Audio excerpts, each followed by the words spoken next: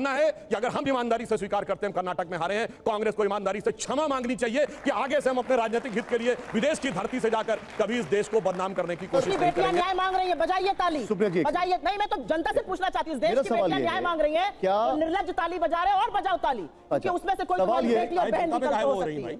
अरे बोलना चाहिए, महिला होकर तो बोलूंगी उसके लिहाज से कट गए कुछ क्वेश्चन आपकी सरकार क्या कर रही है और इंडियन ओलंपिक एसोसिएशन भी कर रही है, उसका इंतजार नहीं है। मगर ये बताइए, केरल में जो लड़कियां पकड़कर धर्मांतरण करके जिहादी बनाने के लिए ले जाई जा रही हैं, वो तो फेक स्टोरी है। महिला सम्मान सब गायब, वहां पे महिला सम्मान गायब। और यहाँ जो जांच हो रही है कोर्ट के निर्देश में हो रही है, उसका इंतजार नहीं करना है और ताली बजाना है और वहां कहना, जबकि इनके मुख्यमंत्री ओमन चांडी ने कहा है। तो फ्रेंड्स, कैसे आप लोग? आशा करता हूं कि आप लोग भी अच्छे होंगे और स्वस्थ होंगे। सुप्रिया श्रीनेत को सुधांशु त्रिवेदी ऐसे दिए जवाब कि आप भी देख करके चौंक जाएंगे। चलिए इस डिबेट शो को स्टार्ट करते हैं। इससे पहले आप सभी वीडियो को लाइक नहीं किए तो वीडियो को लाइक जरूर कर दें और चैनल पर नए हैं तो चैनल को सब्सक्राइब जरूर कर लें। चलिए इस डिबेट शो को स्टार्ट करते हैं। तो चलिए शुरू करते हैं। अरे भाई, आपने तुम लोग के सरकार आप लोग हैं भाई। हमने आतंकवाद की इतनी घटनाएं उत्तर से दक्षिण तक बता दी, अब दक्षिण कश्मीर के 4 जिलों में रह गया है, वो दिखाई नहीं पड़ा। उसके लिए इनको आंकड़े चाहिए, पर मैं कह सकता हूं हमारी सरकार के किसी नेता ने आतंकवादियों के लिए आंसू नहीं बहाए। हम ये कह सकते हैं हमारे किसी नेता ने आतंकवादियों के लिए पलक पावड़े नहीं बिछाए।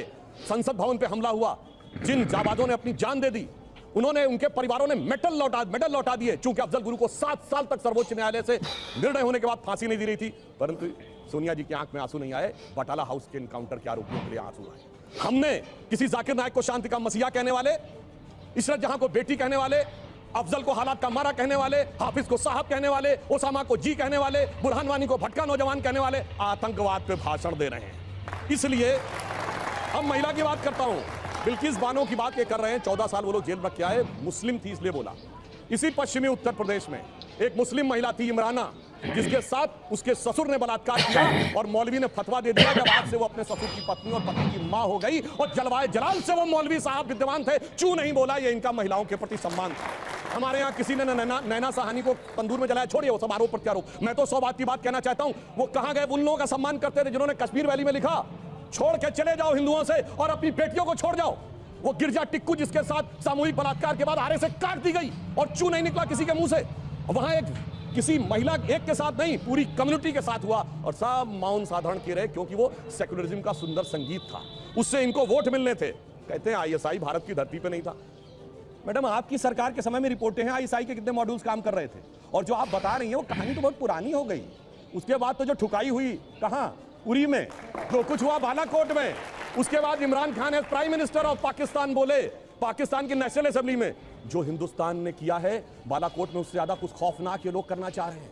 आप ये सोचिए, आप शांति के कबूतर उड़ाते थे और हमने बाज उड़ाए हैं गुरु गोविंद सिंह जी की तरह। और आपने लास्ट में कहा शायद देश 1947 में, 2014 में नहीं, आप 47 से मानते हैं, ये राष्ट्र सनातन है, चिरंतन है, 1947 में पैदा हुआ नहीं है। इसीलिए इस राष्ट्र को कोई अपने को फादर कहने लगता है, कोई क्रिएटर कहने लगता है, कोई राष्ट्र का निर्माता कहने लगता है। ये राष्ट्र वो है। अब लास्ट में एक बात कर रहा हूं, कर्नाटक बात कही, बिल्कुल अच्छी बात है, पर मैं पूछना चाहता हूं, कर्नाटक में चुनाव परिणाम आए, हम हारे और ये जीते, पर पूछना चाहता हूं, राहुल गांधी जी ने जाकर ये कहा था कि इंडिया में डेमोक्रेसी ऑलमोस्ट खत्म हो गई है, सारे संस्थान अब काम नहीं कर पा रहे। तो मैं पूछना चाहता हूं, 2 सुप्रीम कोर्ट के जजमेंट आए जो आपने कहा आपके पक्ष में आए, उसके बाद अब इलेक्शन कमीशन सही है कि नहीं, ईवीएम सही है कि नहीं, आप डेमोक्रेसी से जीते हैं कि नहीं कर्नाटक में? मेरा मानना है कि अगर हम ईमानदारी से स्वीकार करते हैं कर्नाटक में हारे हैं, कांग्रेस को ईमानदारी से क्षमा मांगनी चाहिए कि आगे से हम अपने राजनीतिक हित के लिए विदेश की धरती से जाकर कभी इस देश को बदनाम करने की कोशिश नहीं करेंगे। और पुनः मैं कहना चाहता हूं, आज